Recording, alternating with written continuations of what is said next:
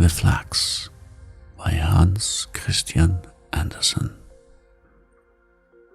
The flax was in full bloom. It had pretty little blue flowers, as delicate as the wings of a moth, or even more so. The sun shone, and the showers watered it, and it was just as good for the flax as it is for the little children to be washed and then kissed by their mother. They looked much prettier for it, and so did the flax. "People say that I look exceedingly well," said the flax, "and that I am so fine and long that I shall make a beautiful piece of linen. How fortunate I am! It makes me so happy. It is such a pleasant thing to know that something can be made of me. How the sunshine cheers me, and how sweet and refreshing is the rain. My happiness overpowers me. No one in the world can feel happier than I am." "Ah, yes, no doubt," said the fern, "but you do not know the world yet as well as I do, for my sticks are knotty." And then it sung quite mournfully, "Snip, snap, snore, bass lure, the song is ended." "No, it is not ended," said the flax. "Tomorrow the sun will shine, or the rain will descend. I feel that I am growing. I feel that I am in full blossom. I am the happiest of all creatures." Well, one day some people came, took hold of the flax, and pulled it up by the roots. This was painful. Then it was laid in water, as if they intended to drown it, and after that placed near a fire, as if it were to be roasted.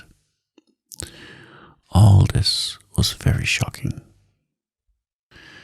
"We cannot expect to be happy always," said the flax. "By experiencing evil as well as good, we become wise." And certainly there was plenty of evil in store for the flax. It was steeped and roasted and broken and combed. Indeed, it scarcely knew what was done to it. At last it was put on the spinning wheel.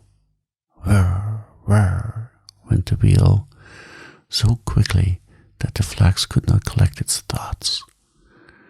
"Well, I have been very happy," he thought in the midst of his pain, and must be content with the past. And content he remained till he was put on the loom and became a beautiful piece of white linen. All the flax, even the last stalk, was used in making this one piece. Well, this is quite wonderful. I could not have believed that I should be so favored by fortune. The fern was not wrong with its song, "Snap, snap, snore," but the song is not ended yet. I am sure it is only just beginning. How wonderful it is that after all I have suffered, I am made something of at last. I am the luckiest person in the world. So strong and fine, and how white, and what a length! This is something different to being a mere plant and bearing flowers. Then I had no attention, nor any water unless it rained. Now I am watched and taken care of. Every morning the maid turns me over, and I have a shower bath from the watering pot every evening. Yes, and the clergyman's wife noticed me and said I was the best piece of linen in the whole parish. I cannot be happier than I am now. After some time, the linen was taken into the house, placed under the scissors and cut and torn into pieces, and then pricked with needles. This certainly was not pleasant, but at last it was made into 12 garments of that kind which people do not like to name, and yet everybody should wear one. See, now then, said Flax, I have become something of importance. This was my destiny. It is quite a blessing. Now I shall be of some use to the world, as everyone ought to be. It is the only way to be happy. I am now divided into 12 pieces, and yet we are all one and the same in the whole dozen. It is most extraordinary good fortune. Years passed away, and at last the linen was so worn it could scarcely hold together. It must end very soon, said the pieces to each other. We would gladly have held together a little longer, but it is useless to expect impossibilities.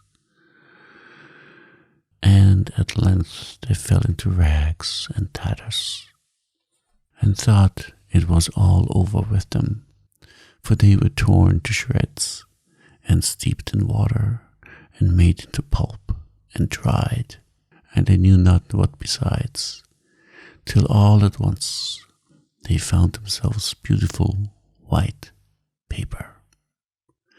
Well, now, this is a surprise, a glorious surprise too, said the paper.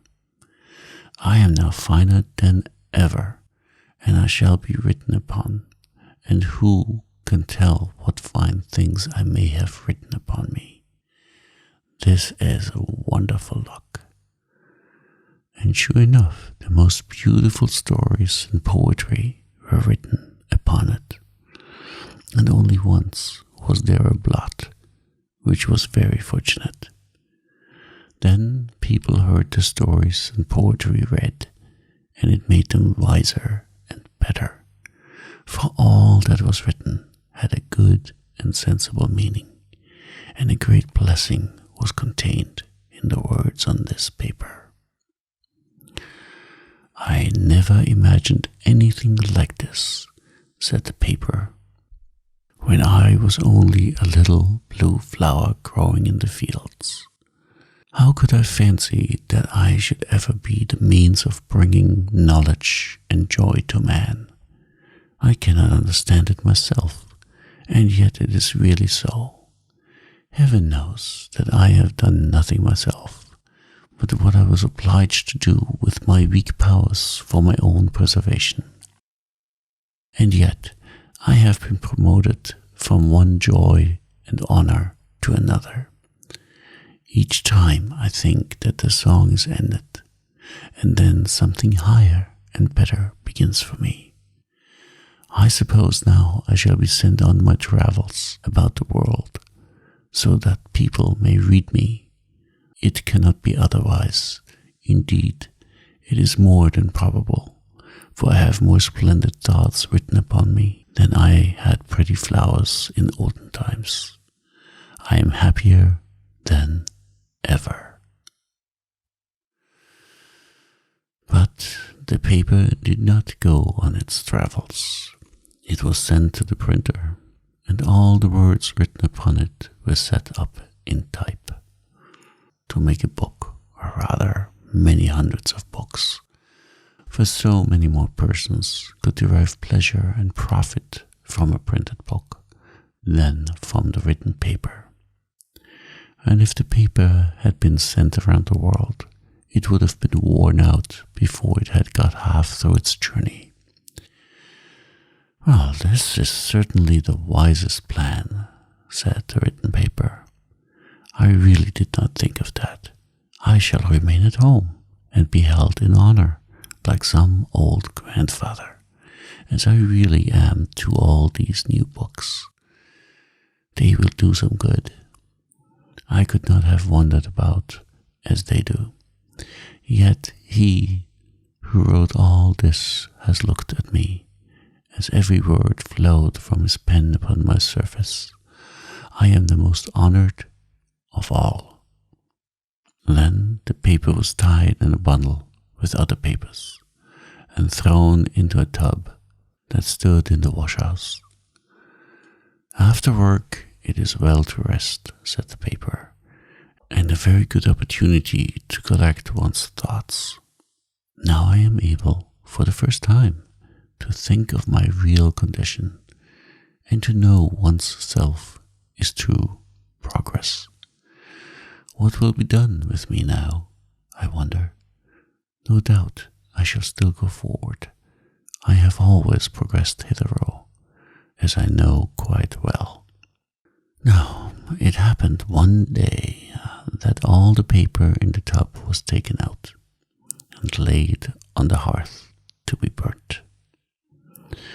People said it could not be sold at the shop to wrap up butter and sugar because it had been written upon.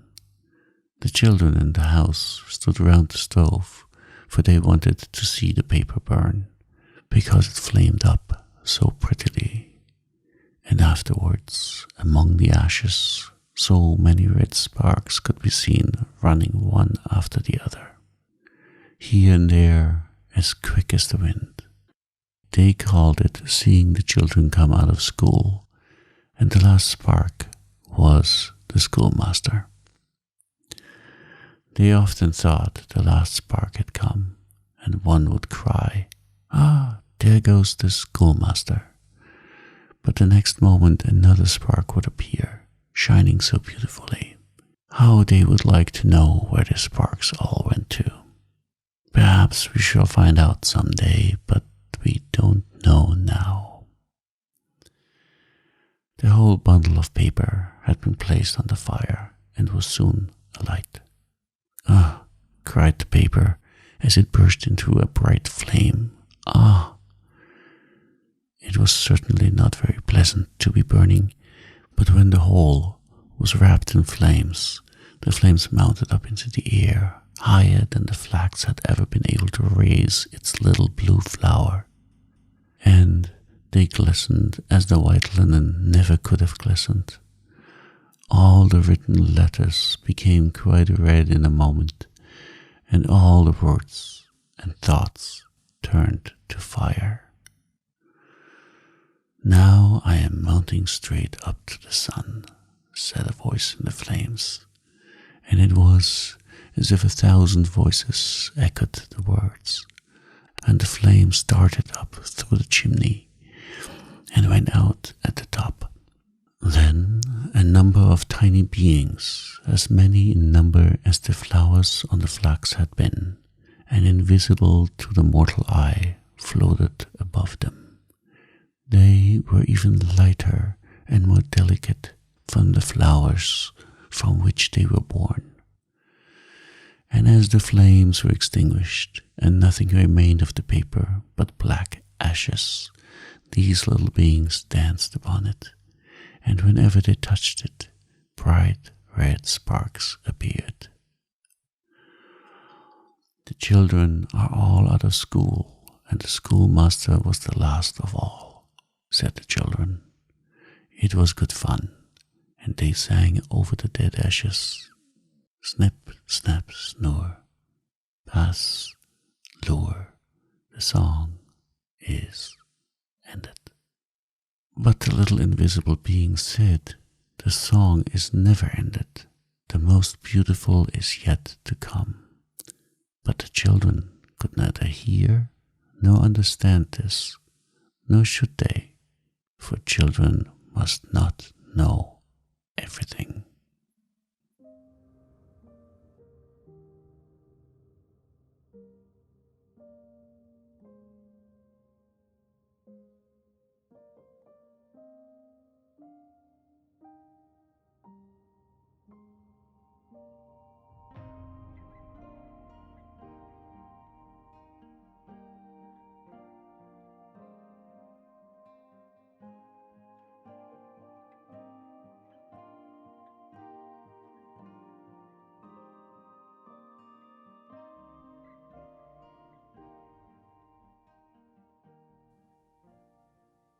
The Flying Trunk by Hans Christian Andersen.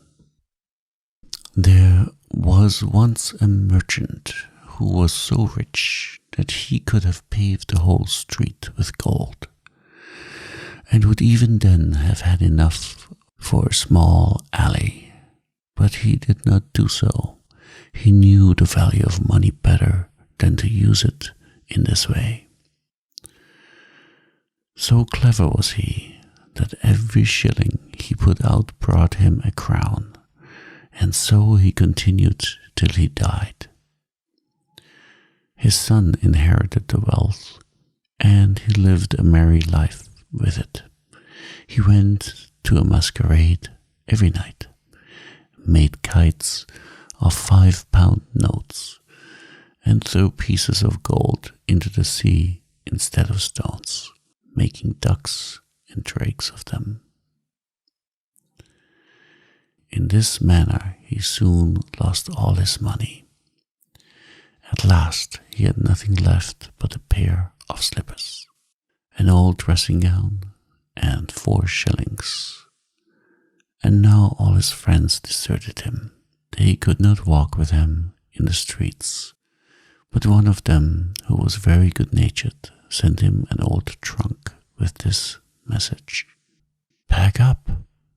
"Yes," he said, "it is all very well to say pack up," but he had nothing left to pack up. Therefore he seated himself in the trunk.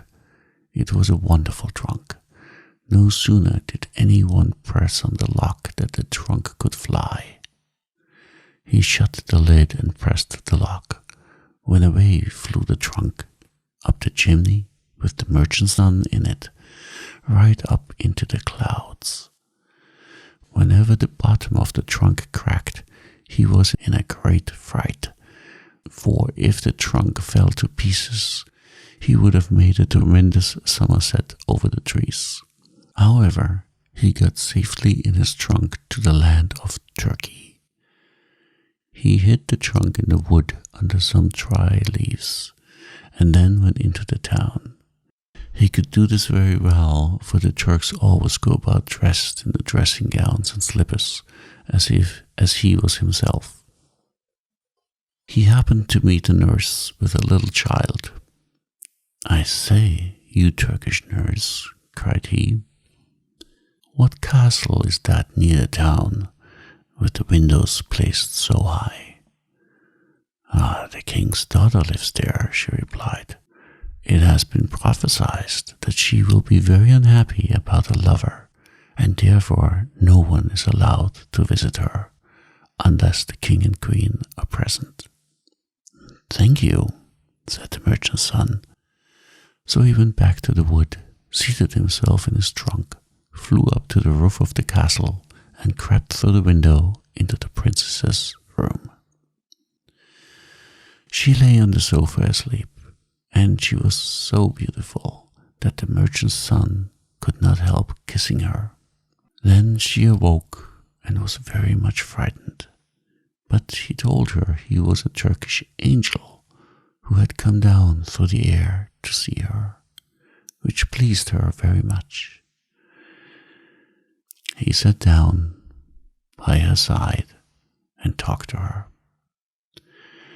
He said her eyes were like beautiful dark lakes, in which the thoughts swam about like little mermaids, and he told her that her forehead was a snowy mountain which contained splendid halls full of pictures. And then he related to her about the stork who brings the beautiful children from the rivers. These were delightful stories, and when he asked the princess if she would marry him, she consented immediately. "But you must come on Saturday," she said, "for then the king and queen will take tea with me. They will be very proud when they find that I am going to marry a Turkish angel. But you must think of some very pretty stories to tell them, for my parents like to hear stories better than anything. My mother prefers one that is deep and moral, but my father likes something funny to make him laugh. Very well, he replied. I shall bring you no other marriage portion than a story. And so they parted. But the princess gave him a sword, which was studded with gold coins, and these he could use. Then he flew away to the town and bought a new dressing gown, and afterwards returned to the wood, where he composed the story, so as to be ready for Saturday, which was no easy matter. It was ready, however, by Saturday, when he went to see the princess. The king and the queen and the whole court were at tea with the princess, and he was received with great politeness. "Will you tell us a story?" said the queen, "one that is instructive and full of deep learning?" "Yes, but with something in it to laugh at," said the king. "Certainly," he replied, and commenced at once, asking them to listen attentively. There was once a bundle of matches that were exceedingly proud of their high descent. Their genealogical tree, that is, a large pine tree from which they had been cut, was at one time a large old tree in the wood. The matches now lay between a tinder box and an old iron saucepan, and were talking about their youthful days. Then we grew on the green boughs, and were as green as they. Every morning and evening we were fed with diamond drops of dew. Whenever the sun shone, we felt his warm rays, and the little birds would relate stories to us as they sung. We knew that we were rich, for the other trees only wore their green dress in summer, but our family were able to array themselves in green, summer and winter. But the woodcutter came, like a great revolution, and our family fell under the axe. The head of the house obtained a situation as mainmast in a very fine ship, and can sail around the world when he will. The other branches of the family were taken to different places, and our office now is to kindle a light for common people.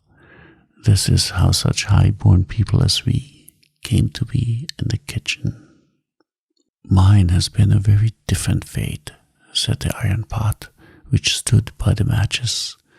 "From my first entrance into the world, I have been used to cooking and scouring. I am the first in this house when anything solid or useful is required. My only pleasure is to be made clean and shining after dinner, and to sit in my place and have a little sensible conversation with my neighbors. All of us, excepting the water bucket, which is sometimes taken into the courtyard, live here together within these four walls. We get our news from the market basket, but he sometimes tells us very unpleasant things about the people and the government. Yes, and one day an old pot was so alarmed that he fell down and was broken to pieces. He was a liberal, I can tell you." "You are talking too much," said the tinderbox, and the steel struck against the flint till some sparks flew out, crying, "We want a merry evening, don't we?" "Yes, of course," said the matches. "Let us talk about those who are the highest born." "No, I don't like to be always talking about what we are," remarked the saucepan. "Let us think of some other amusement. I will begin. We will tell something that has happened to ourselves. That will be very easy and interesting as well. On the Baltic Sea, near the Danish shore." "What a pretty commencement," said the plates. "We shall all like that story, I am sure." "Yes, well, in my youth I lived in a quiet family, where the furniture was polished, the floors scoured, and clean curtains put up every fortnight." "What an interesting way you have of relating a story," said the carpet broom. It is easy to perceive that you have been a great deal in women's society. There is something so pure runs through what you say." "That is quite true," said the water bucket, and he made a spring with joy and splashed some water on the floor. Then the saucepan went on with his story, and the end was as good as the beginning. The plates rattled with pleasure, and the carpet broom brought some green parsley out of the dust hole and crowned the saucepan, for he knew it would vex the others, and he thought, if I crown him today, he will crown me tomorrow. "Now let us have a dance," said the fire tongs. And then how they danced and stuck up one leg in the air. The chair cushion in the corner burst with laughter when she saw it. "Shall I be crowned now?" asked the fire tongs, as the broom found another wreath for the tongs. They were only common people after all, thought the matches. The tea urn was now asked to sing, but she said she had a cold and could not sing without boiling heat. They all thought this was affectation, and because she did not wish to sing, excepting in the parlor, when on the table with the grand people. In the window sat an old quill pen, with which the maid generally wrote. There was nothing remarkable about the pen, excepting that it had been dipped too deeply in the ink, but it was proud of that. "If the tea urn won't sing," said the pen, "she can leave it alone. There is a nightingale in a cage who can sing. She has not been taught much, certainly, but we need not say anything this evening about that." "I think it highly improper," said the tea kettle, who was kitchen singer and half-brother to the tea urn, "that a rich foreign bird should be listened to here. Is it patriotic? Let the market basket decide what is right." "I certainly am vexed," said the basket, "inwardly vexed, more than any one can imagine. Are we spending the evening properly? Would it not be more sensible to put the house in order? If each were in his own place, I would lead a game. This would be quite another thing." "Let us act a play," said they all. At the same moment the door opened and the maid came in. Then not one stirred.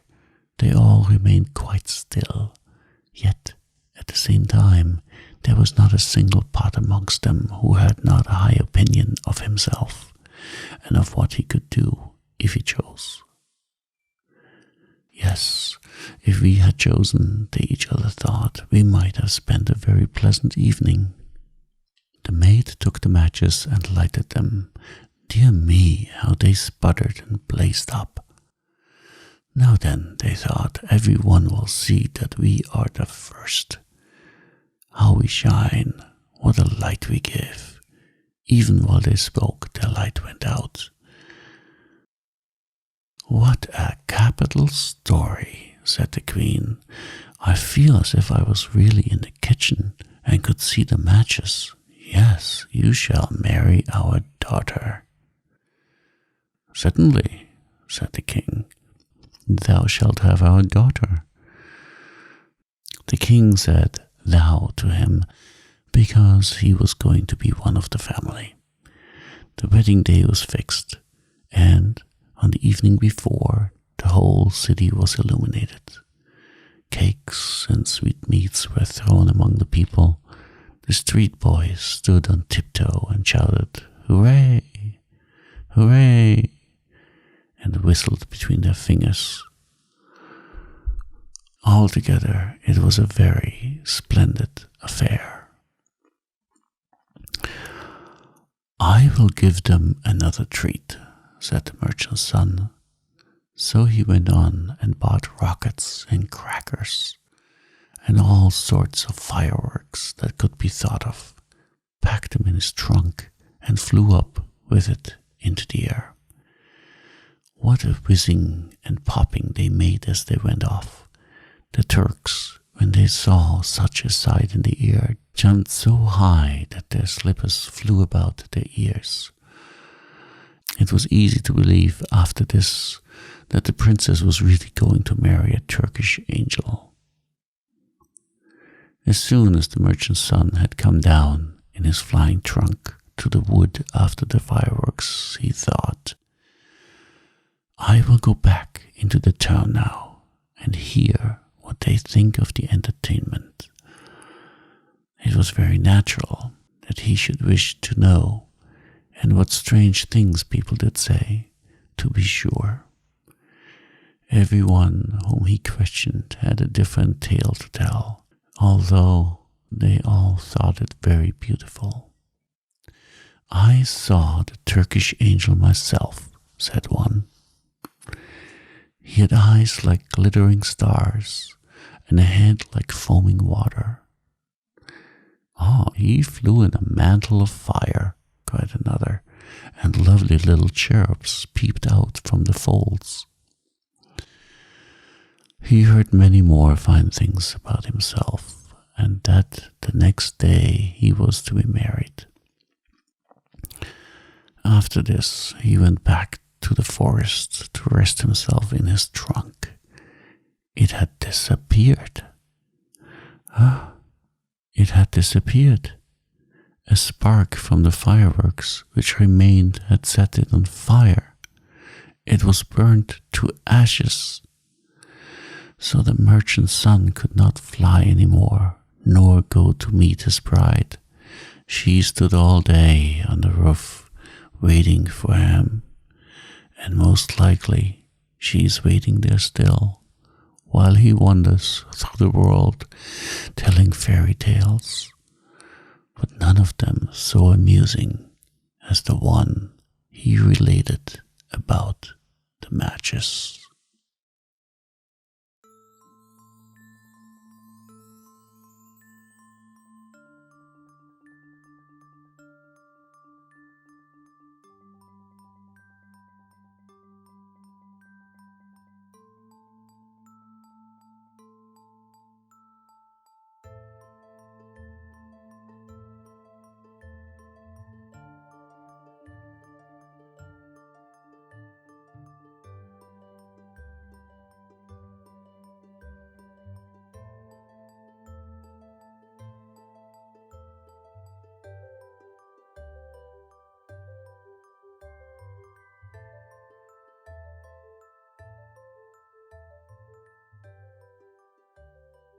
The Girl Who Trod on the Loaf by Hans Christian Andersen.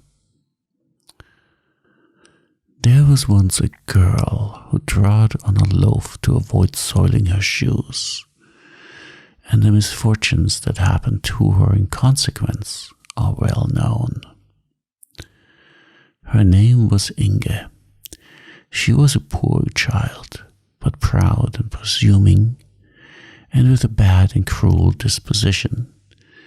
When quite a little child, she would delight in catching flies and tearing off their wings, so as to make creeping things of them. When older, she would take cockchafers and beetles and stick pins through them. Then she pushed a green leaf or a little scrap of paper towards their feet, and when the poor creatures could seize it and hold it fast and turn over and over in their struggles to get free from the pin, she would say, "The cockchafer is reading. See how he turns over the leaf?" She grew worse instead of better with years, and, unfortunately, she was pretty, which caused her to be excused when she should have been sharply reproved. Your headstrong will requires severity to conquer it, her mother often said to her. As a little child you used to trample on my apron, but one day I fear you will trample on my heart. And alas, this fear was realized. Inge was taken to the house of some rich people who lived at a distance and who treated her as their own child and dressed her so fine that her pride and arrogance increased. When she had been there about a year, her patroness said to her, "You ought to go for once and see your parents, Inge." So Inge started to go and visit her parents, but she only wanted to show herself in her native place, that the people might see how fine she was. She reached the entrance of the village and saw the young laboring men and maidens standing together chatting, and her own mother amongst them. Inge's mother was sitting on a stone to rest, with a faggot of sticks lying before her, which she had picked up in the wood. Then Inge turned back. She, who was so finely dressed, she felt ashamed of her mother, a poorly clad woman, who picked up wood in the forest. She did not turn back out of pity for her mother's poverty, but from pride. Another half-year went by, and her mistress said, "You ought to go home again and visit your parents, Inge, and I will give you a large wheaten loaf to take to them. They will be glad to see you, I am sure." So Inge put on her best clothes and her new shoes, drew her dress up around her, and set out, stepping very carefully, that she might be clean and neat about the feet. And there was nothing wrong in doing so. But when she came to the place where the footpath led across the moor, she found small pools of water and a great deal of mud. So she threw the loaf into the mud and trod upon it, that she might pass without wetting her feet. But as she stood with one foot on the loaf and the other lifted up to step forward, the loaf began to sink under her, lower and lower, till she disappeared altogether, and only a few bubbles on the surface of the muddy pool remained to show where she had sunk. And this is the story. But where did Inge go? She sank into the ground and went down to the marsh woman, who is always brewing there. The marsh woman is related to the elf maidens, who are well known for songs are sung and pictures painted about them. But of the marsh woman nothing is known, excepting that when a mist arises from the meadows in summertime, it is because she is brewing beneath them. To the marsh woman's brewery Inge sunk down to a place which no one can endure for long. A heap of mud is a palace compared with a marsh woman's brewery. And as Inge fell, she shuddered in every limb, and soon became cold and stiff as marble. Her foot was still fastened to the loaf which bowed her down, as a gold ear of corn bends the stem. An evil spirit soon took possession of Inge and carried her to a still worse place, in which she saw crowds of unhappy people waiting in a state of agony for the gates of mercy to be opened to them. And in every heart was a miserable and eternal feeling of unrest. It would take too much time to describe the various tortures these people suffered, but Inge's punishment consisted in standing there as a statue, with her foot fastened to the loaf. She could move her eyes about and see all the misery around her, but she could not turn her head, and when she saw the people looking at her, she thought they were admiring her pretty face and fine clothes, for she was still vain and proud. but she had forgotten how soiled her clothes had become while in the marsh woman's brewery, and that they were covered with mud. A snake had also fastened itself in her hair and hung down her back, while from each fold in her dress a great toad peeped out and croaked like an asthmatic poodle. Worse than all was the terrible hunger that tormented her, and she could not stoop to break off a piece of the loaf on which she stood. No, her back was too stiff, and her whole body like a pillar of stone. And then came creeping over her face and eyes flies without wings. She winked and blinked, but they could not fly away, for the wings had been pulled off.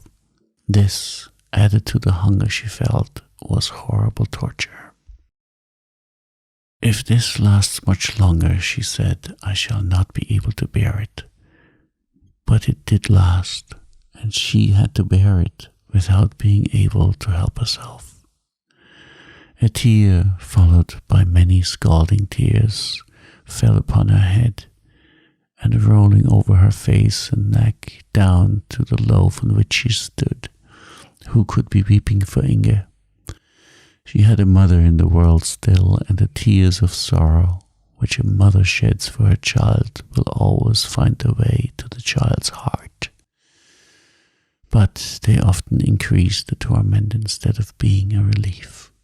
And Inge could hear all that was said about her in the world she had left, and everyone seemed cruel to her.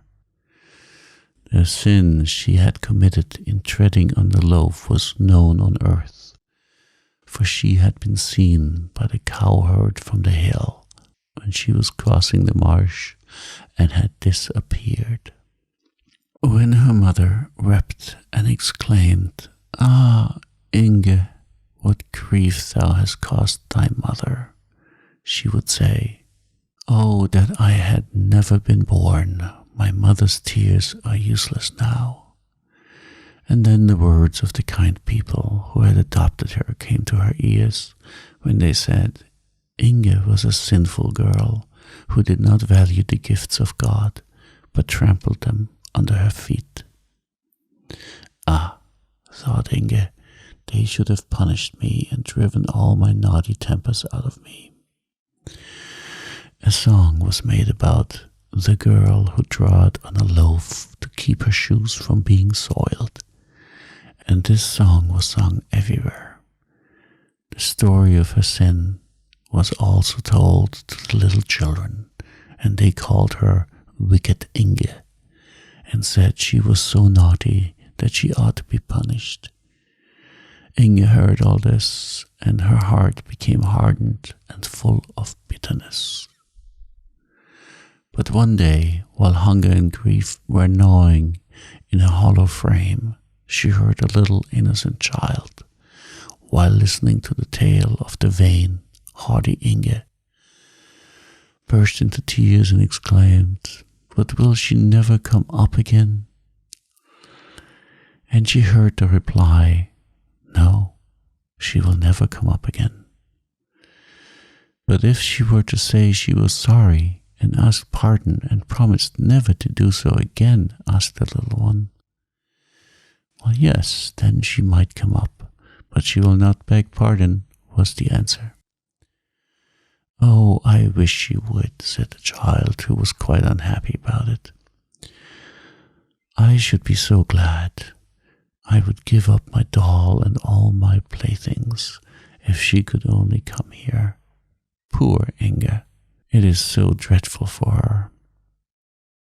These pitying words penetrated to Inge's inmost heart and seemed to do her good.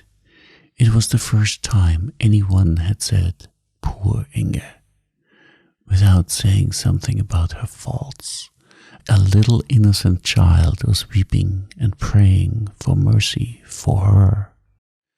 It made her feel quite strange, and she would gladly have wept herself, and it added to her torment to find she could not do so. And while she thus suffered in a place where nothing changed, years passed away on earth, and she heard her name less frequently mentioned. But one day a sigh reached her ear, and the words of, "Inge, Inge, what a grief thou hast been to me. I said it would be so." It was the last sigh of a dying mother. After this, Inge heard her kind mistress say, "Ah, poor Inge, shall I ever see thee again?" "Perhaps I may, for we know not what may happen in the future."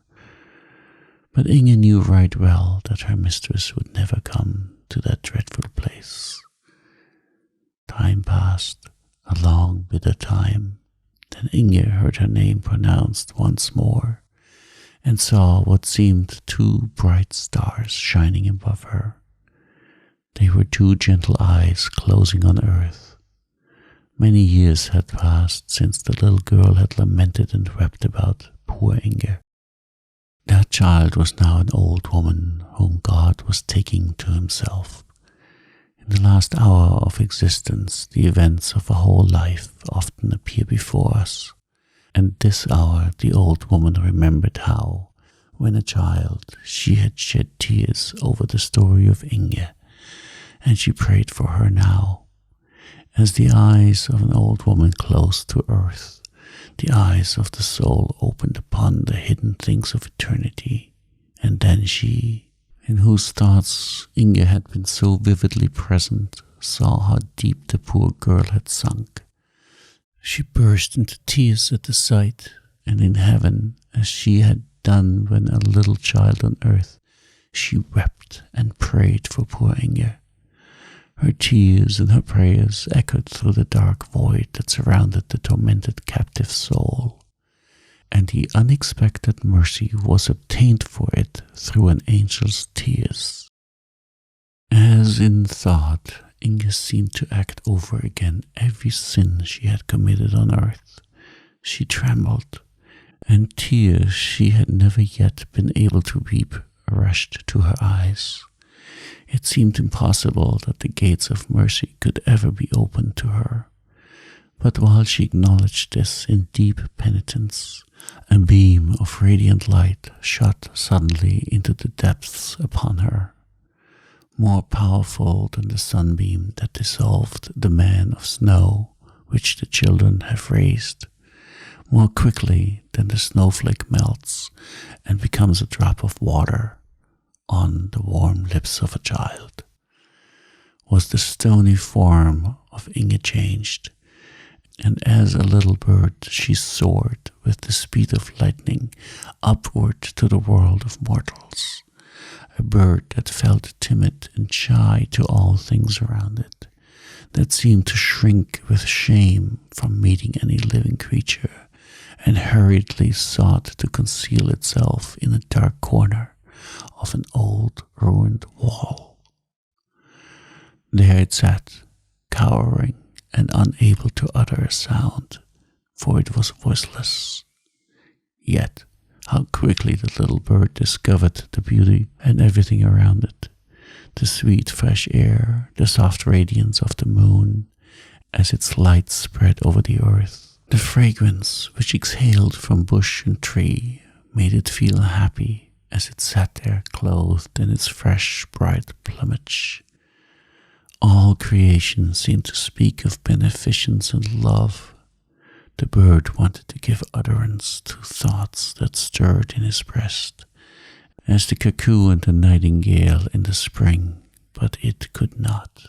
Yet in heaven can be heard the song of praise, even from a worm, and the notes trembling in the breast of the bird were as audible to heaven even as the psalms of David before they had fashioned themselves into words and songs.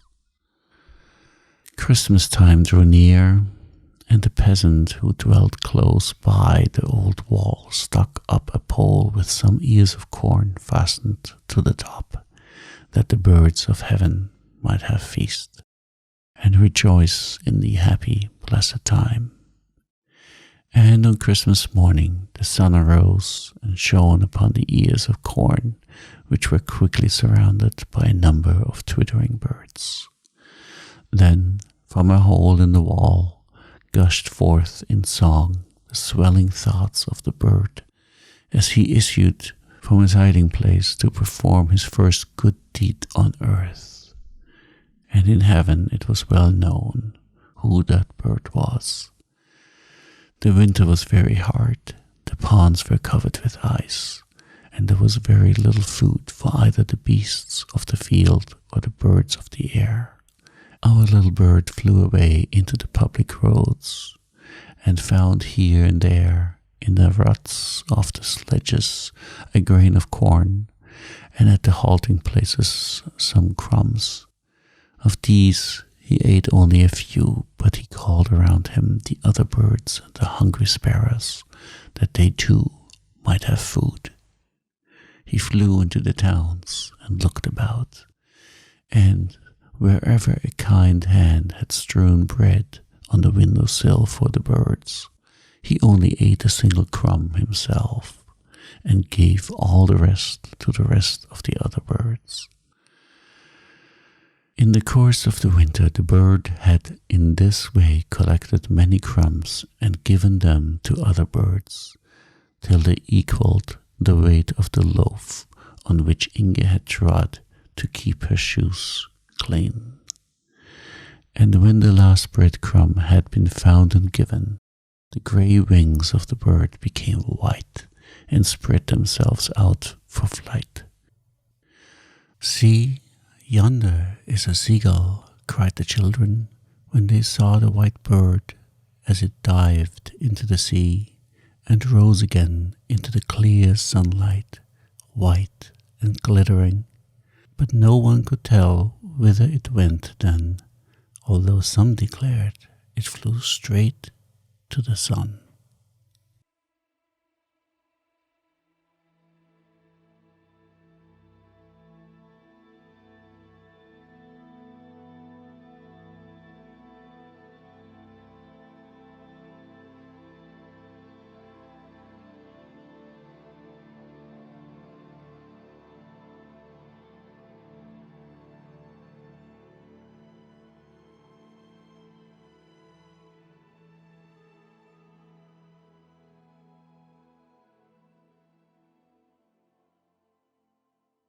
The Goblin and the Huckster by Hans Christian Andersen.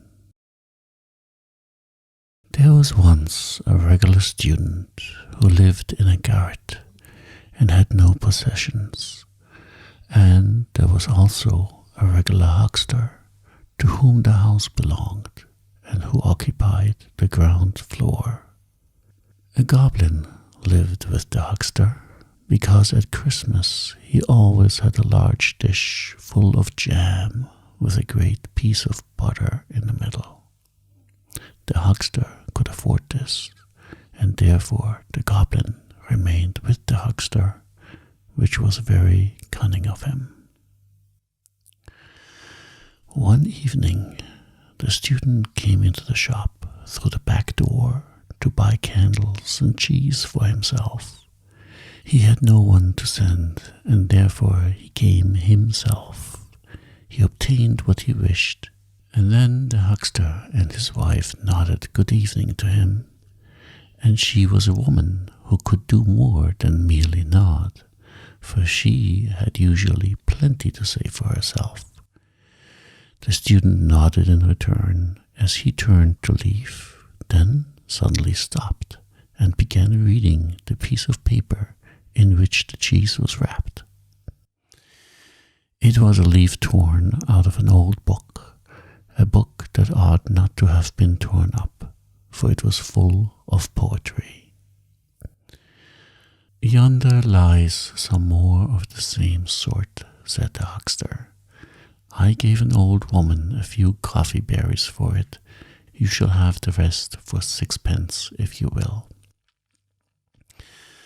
"Indeed I will," said the student. "Give me the book instead of the cheese. I can eat my bread and butter without cheese." It would be a sin to tear up the book like this. You are a clever man and a practical man, but you understand no more about poetry than that cask yonder." This was a very rude speech, especially against the cask, but the huckster and the student both laughed, for it was only said in fun. But the goblin felt very angry that any man should venture to say such things to a huckster who was a householder and sold the best butter. As soon as it was night and the shop closed, and every one in bed except the student, the goblin stepped softly into the bedroom where the huckster's wife slept and took away her tongue, which of course she did not then want. Whatever object in the room he placed his tongue upon immediately received voice and speech, and was able to express its thoughts and feelings as readily as the lady herself could do. It could only be used by one object at a time, which was a good thing, as a number speaking at once would have caused great confusion. The goblin laid the tongue upon the cask, in which lay a quantity of old newspapers. "Is it really true," he asked, "that you do not know what poetry is?" "Of course I know," replied the cask. "Poetry is something that always stands in the corner of a newspaper and is sometimes cut out, and I may venture to affirm that I have more of it in me than the student has, and I am only a poor tub of hucksters." Then the goblin placed the tongue on the coffee mill, and how it did go to be sure. Then he put it on the butter tub and the cash box, and they all expressed the same opinion as the waste paper tub, and the majority must always be respected. "Now I shall go and tell the student," said the goblin, and with these words he went quietly up the back stairs to the garret where the student lived. He had a candle burning still, and the goblin peeped through the keyhole and saw that he was reading in the torn book, which he had brought out of the shop. But how light the room was! From the book shot forth a ray of light which grew broad and full like the stem of a tree, from which bright rays spread upwards and over the student's head. Each leaf was fresh, and each flower was like a beautiful female head, some with dark and sparkling eyes, and others with eyes that were wonderfully blue and clear. The fruit gleamed like stars, and the room was filled with sounds of beautiful music. The little goblin had never imagined, much less seen or heard of any sight so glorious as this. He stood still on tiptoe, peeping in till the light went out in the garret. The student, no doubt, had blown out his candle and gone to bed, but the little goblin remained standing there nevertheless, and listening to the music which still sounded on, soft and beautiful, a sweet cradle song for the student who had lain down to rest. "This is a powerful place," said the goblin. "I never expected such a thing. I should like to stay here with the student." And the little man thought it over, for he was a sensible little spirit. At last he sighed, "But the student has no jam." So he went downstairs again into the huckster's shop, and it was a good thing he got back when he did, for the cask had almost worn out the lady's tongue. He had given a description of all that he contained on one side, and was just about to turn himself over to the other side to describe what was there, when the goblin entered and restored the tongue to the lady. But from that time forward, the whole shop, from the cash box down to the pine wood logs, formed their opinions from that of the cask, and they all had such confidence in him and treated him with so much respect that when the huckster read the criticism on theatricals and art of an evening, they fancied it must all come from the cask. But after what he had seen, the goblin could no longer sit and listen quietly to the wisdom and understanding downstairs. So, as soon as the evening light glimmered in the garret, he took courage, for it seemed to him as if the rays of light were strong cables, drawing him up and obliging him to go and peep through the keyhole. And while there, a feeling of vastness came over him, such as we experience by the ever-moving sea when the storm breaks forth, and it brought tears into his eyes. He did not himself know why he wept, yet a kind of pleasant feeling mingled with his tears. How wonderfully glorious it would be to sit with the student under such a tree. But that was out of the question. He must be content to look through the keyhole and be thankful for even that. There he stood on the old landing with the autumn wind blowing down upon him through the trapdoor. It was very cold, but the little creature did not really feel it till the light in the garret went out and the tones of music died away. Then how he shivered and crept downstairs again to his warm corner, where it felt homelike and comfortable. And when Christmas came again and brought the dish of jam and a great lump of butter, he liked the huckster best of all. Soon after, in the middle of the night, the goblin was awoke by a terrible noise and knocking against the window shutters and the house doors, and by the sound of the watchman's horn, for a great fire had broken out, and the whole street appeared full of flames. Was it in the house or neighbors? No, no one could tell, for terror had seized upon all. The huckster's wife was so bewildered that she took her gold earrings out of her ears and put them in her pocket, that she might save something at least. The huckster ran to get his business papers, and the servant resolved to save her blue silk mantle, which she had managed to buy. Each wished to keep the best things they had. The goblin had the same wish, for with one spring he was upstairs and in the student's room, whom he found standing by the open window and looking quite calmly at the fire, which was raging at the house of a neighbor opposite.